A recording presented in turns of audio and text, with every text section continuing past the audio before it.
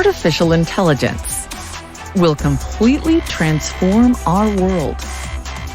But what is AI? Why will it affect you? And how can you and your business survive and thrive through the AI revolution? Welcome to AI and You.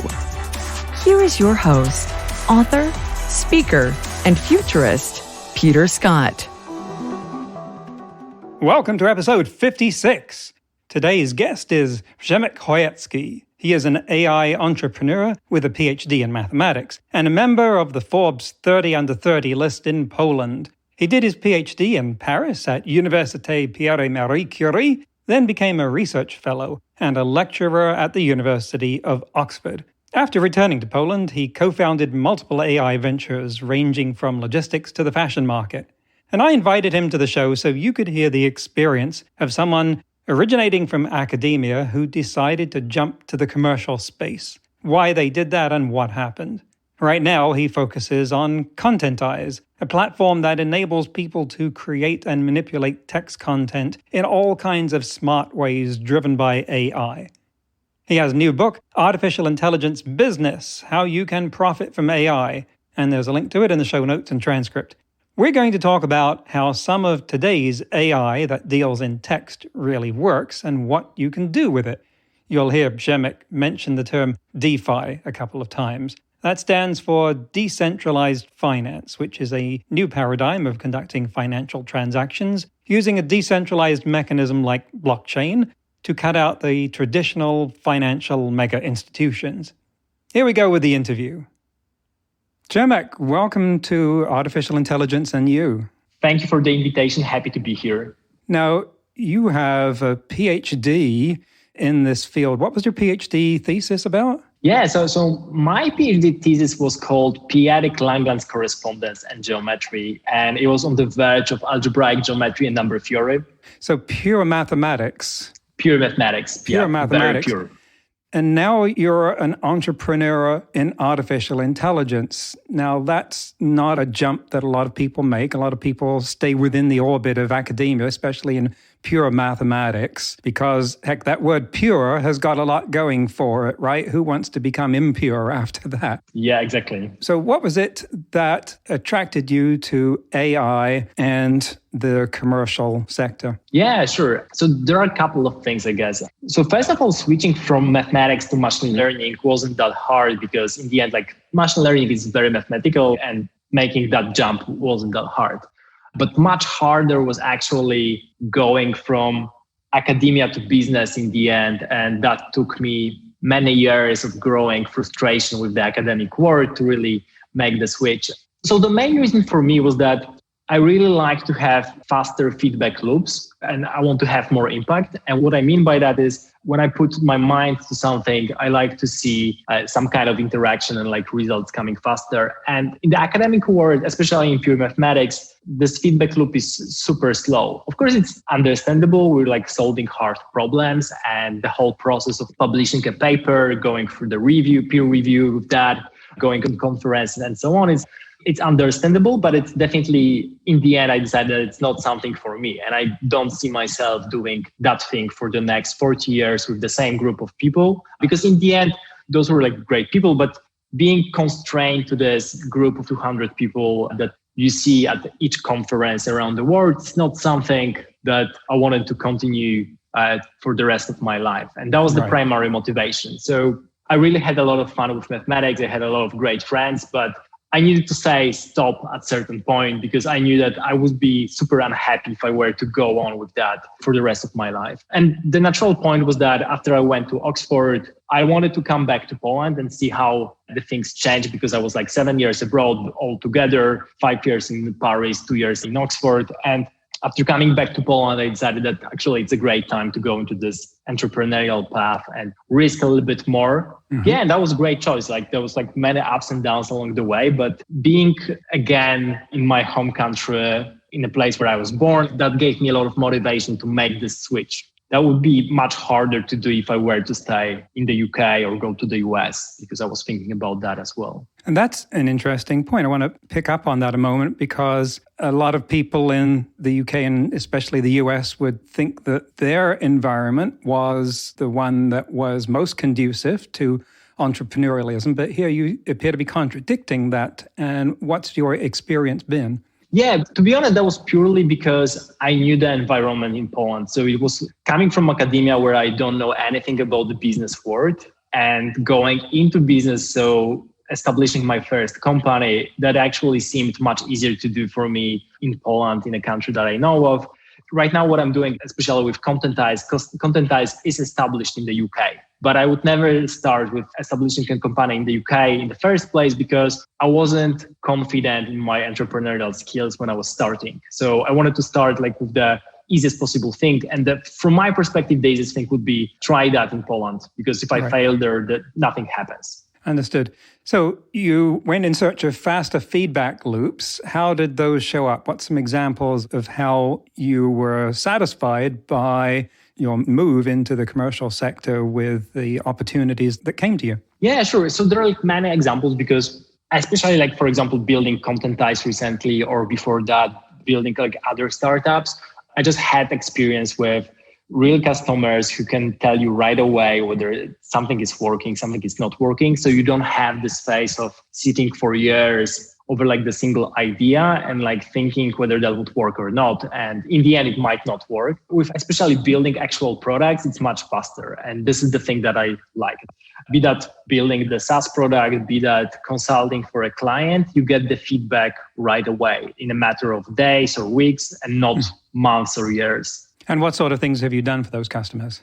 So I started my entrepreneurial journey basically with doing consulting. So helping people either with the algorithm themselves, so like starting with NLP techniques, and then going more into helping them hire people. So being present during the interviews, asking hard questions about mathematical stuff and so on. So I started not building for myself, but rather helping others. And then I spent basically 1 year after academia consulting for other businesses. And then I decided that I actually want to build my own products, because that gives me even more freedom and I can really do something on my own. Now, you've got quite a YouTube presence, talks about different aspects of AI, that something quite technical. What is it about that appeals to you to want to get out there and have your face on video telling people about this? Yeah, sure. So I started YouTube basically out of curiosity, whether I can do it, because like I started many products just like that. And at some point, I just started focusing on the things that I enjoy the most. So my channel is mostly about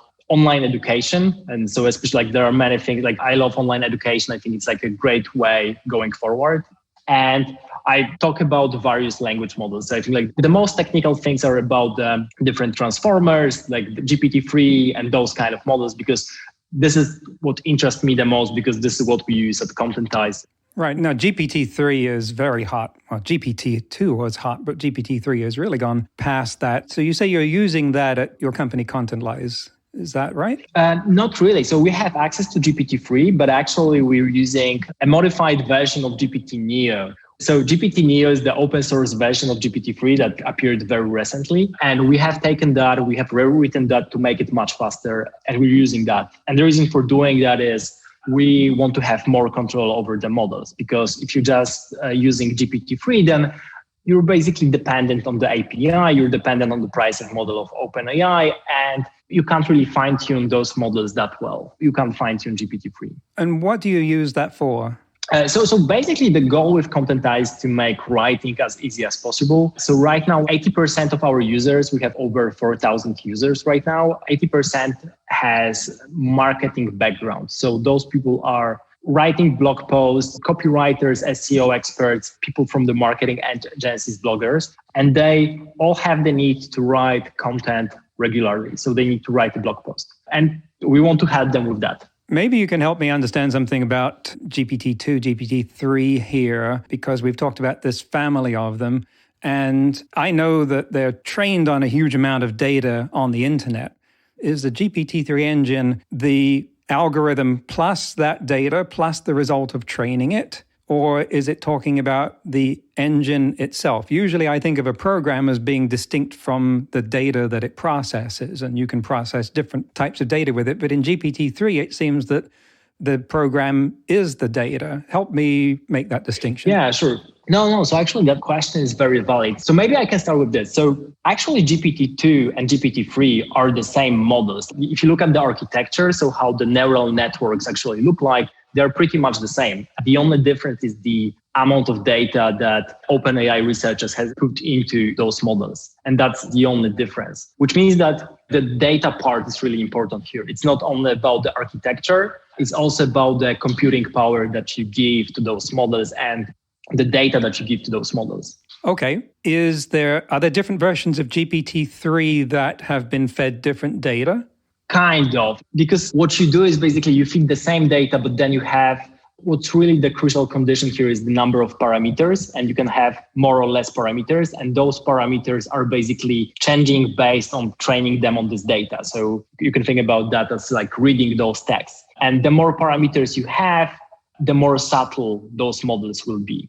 Right. So there are like different versions of GPT-3 based on how many parameters there are. But they're still using the same data. The same data, right? Exactly.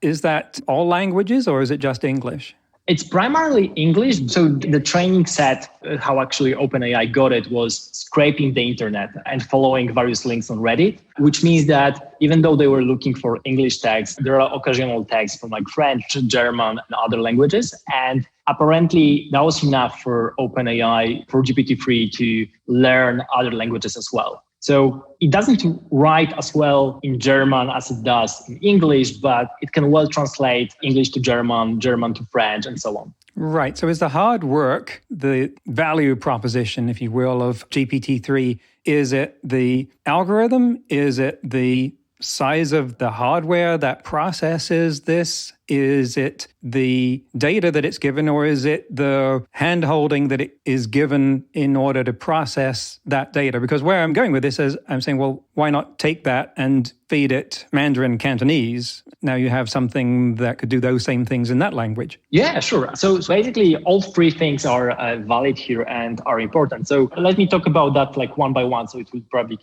clearer. So regarding the architecture of those neural networks, this is something called transformers, and it came before OpenAI. It was like created a couple of years ago. They just have taken that and created a very specific transformer for their needs. This is public, like how the transformer in the GPT-2, GPT-3 case look like. So you can take that, you can try to improve on that as well. And the difference between GPT-2 and GPT-3 is not in this architecture, actually. So this was not the case. Then the second thing you can take is the data itself. So here what counts is really the amount of the quality of data you can get. It's of course in gigabytes and terabytes of like how much data you will download from the internet of different articles on different domains.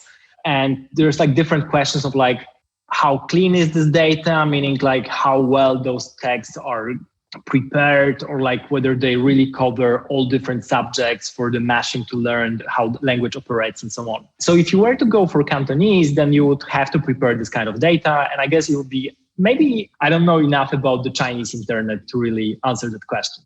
I would guess that probably it's not that hard because like Chinese internet is probably pretty developed. But then comes the third thing. So once you have the data and once you have the machine learning model, this transformer, then you have to train this neural network on data.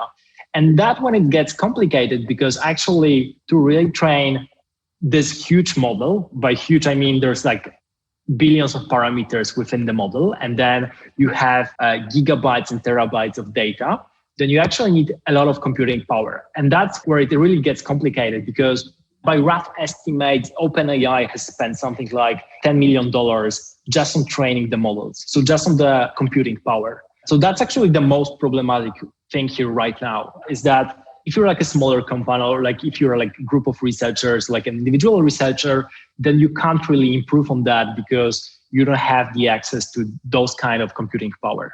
Right. But plenty of companies in China and the Chinese government that would be trivial for them. And so there must be some interest there in taking a model like that and training it up on that kind of data. I'm sure it's done.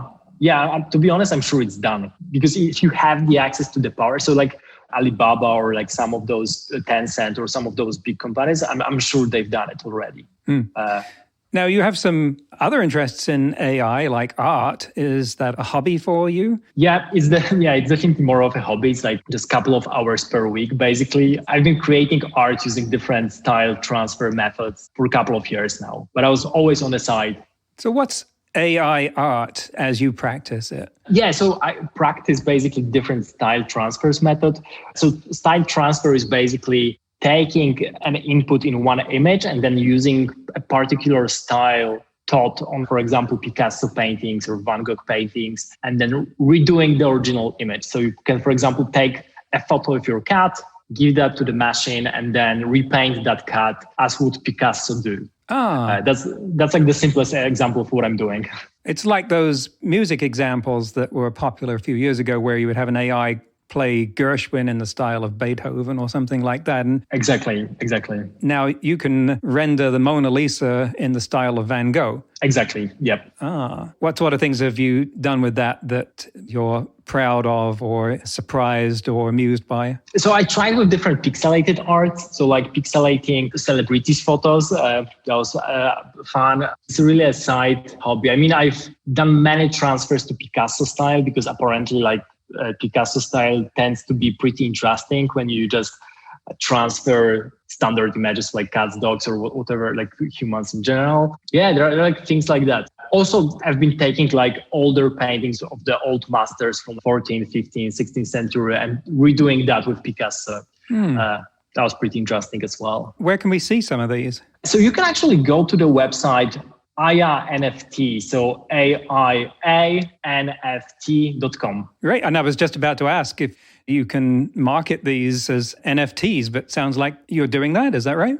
That's right, yeah. So basically that's what motivated me more to actually make that into collections. So I've been creating that before the NFTs, but a friend of mine sparked the conversation and basically like introduced me to the NFT space. And then I started Googling that. He bought one of the CryptoPunks. So, like they were very famous recently. They were the initial NFT. They created the whole standard. Yeah. And once I discovered that and dived deeper into the space, then it made sense for me to actually try to put the artworks that I've been doing as NFTs because it seems like a nice place for digital art, the art that is natively digital. I'll have to explain NFTs after the interviews, but for now, it's basically blockchain concepts applied to digital art. I think that the easiest way to explain that is saying that it's kind of like proof of authenticity that given digital artwork, this is the original and all the other are copies. That's the easiest thing. Sure. Moving on, you've got a book out that is Artificial Intelligence Business, How You Can Profit from AI. Tell us a little about what got you into that, because that's not academic territory either. That's straight entrepreneurship. Tell us what that book covers. Yeah, sure. So the book is primarily like the overview of AI and current applications, basically written for business people, decision makers, and maybe some data scientists that want to cover, like have the broader overview from the business perspective.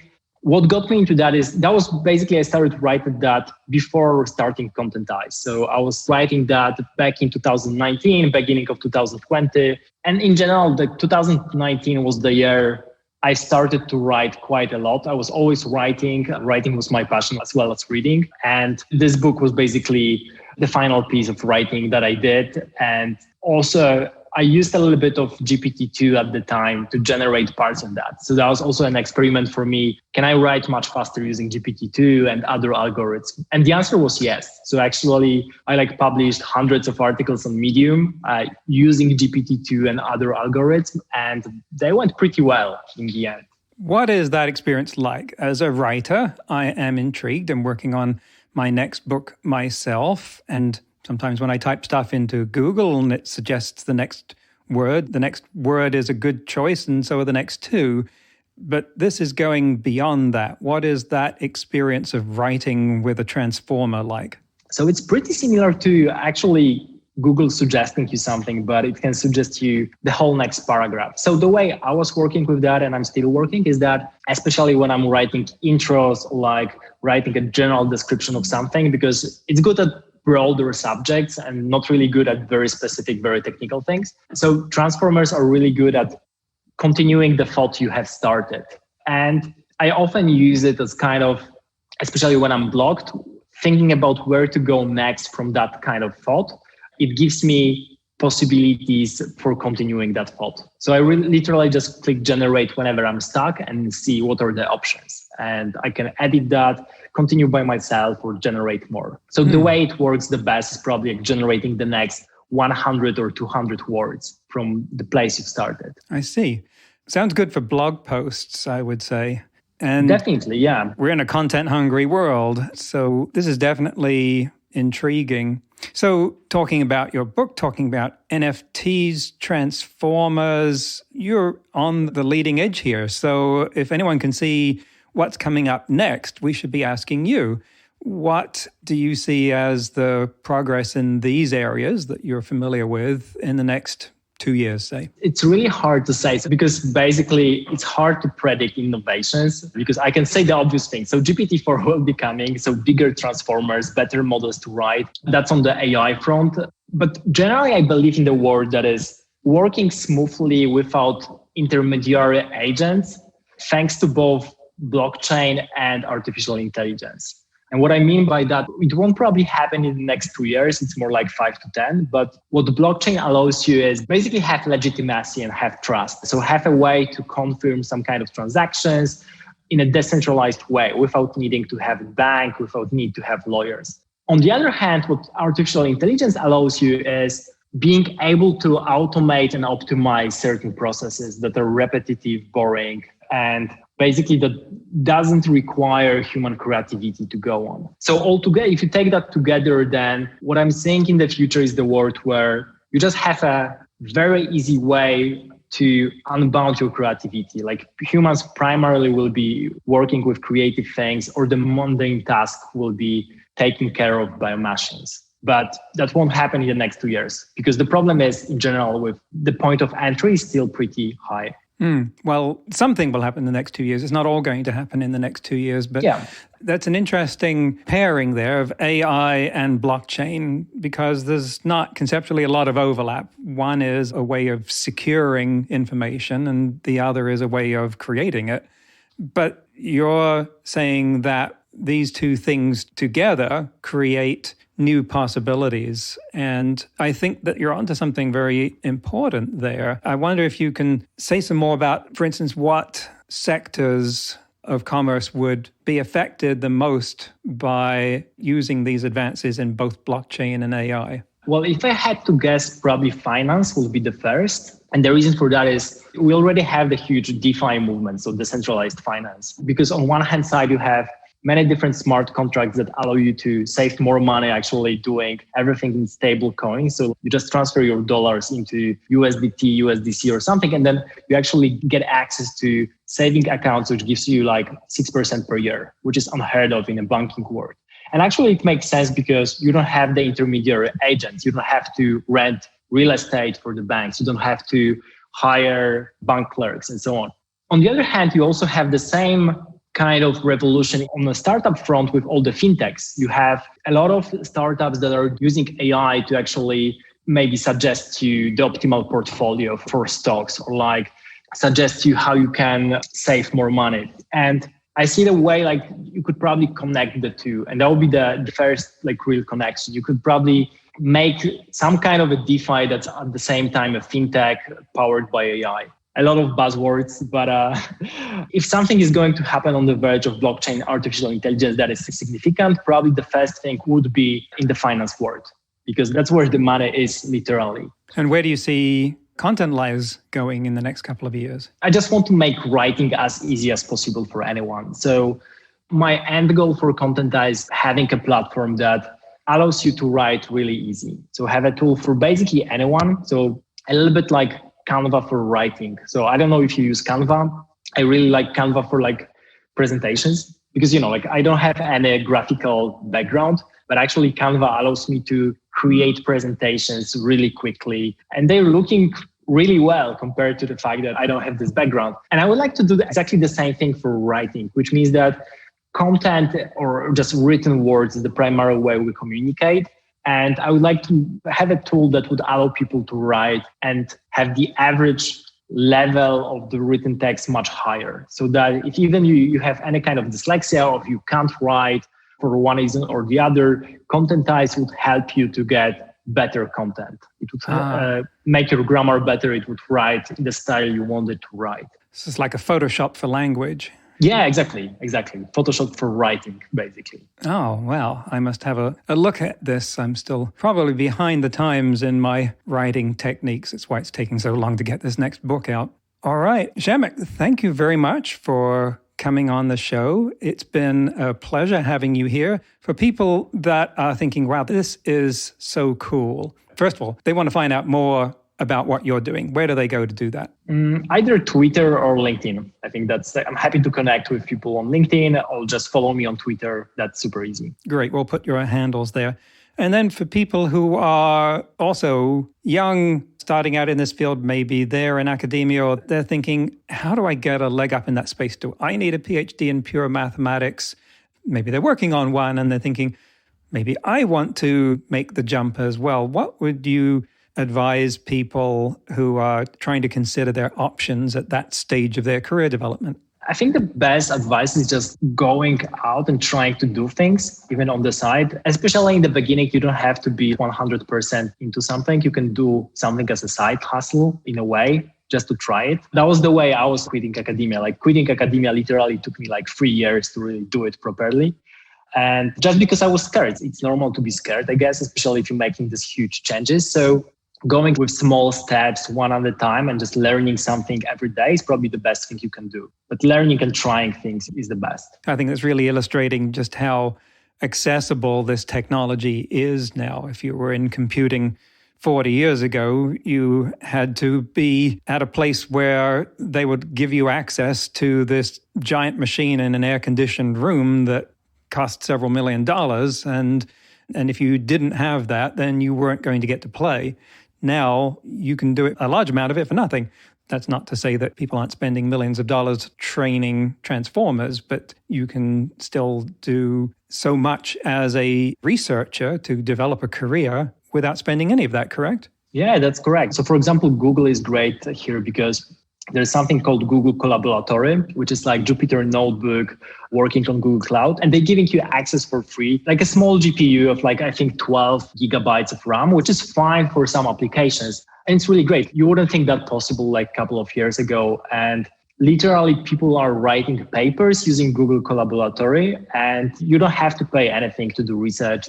Also, you can go on YouTube. There are many videos about different machine learning stuff or whatever technology you're interested in. You can go on Coursera. You can audit courses for free. I think that's like the best tip I could get is that any course on Coursera, you can go and audit for free, which means that you won't get a certificate, but you will be able to see all the content of all the videos. And that's amazing. Like you can literally get knowledge from Stanford, Harvard, and other universities for free. All right. So that was Google Collaboratory, which lets you write and execute Python in your browser, kind of like a Jupyter notebook, kind of. Yeah, exactly. Yeah. It's a Jupyter notebook on Google, but even with the worst laptop or whatever computer you're using, you have access to Google's GPUs. And that's like the best thing for free. You don't have to pay anything. These are great tips, people. If you're waiting to get started on this, just go out there, look for Google Colab, start learning Python for free from Coursera and other places. Universities have put their courses online and you can get started in this stuff. Yeah. Przemek, thanks for helping us understand that. Thanks for all of the information you've given us. And good luck with your art, your writing, and your business. Thank you very much. It was a pleasure. That's the end of the interview. I think Przemek's experience with Contentyze illustrates how the field for narrow AI is exploding in this gold rush, where people can claim a space like text content generation and rapidly establish a commanding presence. There are so many possible applications of narrow AI that could be equally transformative. It really demonstrates what Kevin Kelly said about how the model for the next 10,000 startups would be to, quote, take X and add AI. We talked about NFTs in the interview. which are a total fad within computing right now. They're like some bratty YouTuber covered in tattoos busting onto the red carpet at the Emmys and bragging about their ratings. But let me explain what they are. NFT stands for non-fungible token. I know that doesn't help. A token is a chunk of data, and fungible means capable of being changed into something else. So a non-fungible token means that this is a piece of data that can't be altered. And the way that gets used is, well, it's something like that meme about telling someone 50 years in the past that, hey, you have this device in your pocket that can connect to anyone in the world and access any piece of information, and you use it for looking at pictures of cats and arguing with strangers. Because NFTs are used to establish an ownership of digital information, just like the blockchain establishes ownership of some amount of cryptocurrency. NFTs use cryptographic protocols and the blockchain to record that you own, say, this image that someone photoshopped of you dancing with Marilyn Monroe and then sold to you, which they will sell for a ridiculous price because the people who pay for these things generally have more money than they know what to do with, which is how come Grimes, singer and Elon Musk's girlfriend, was able to get $6 million selling digital videos that are, well, creative, also weird.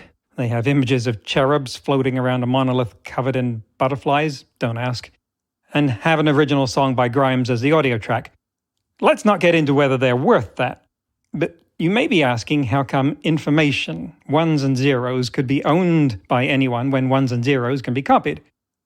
You can watch, you can download those videos, and you have exactly what the person who anteed up $6 million has.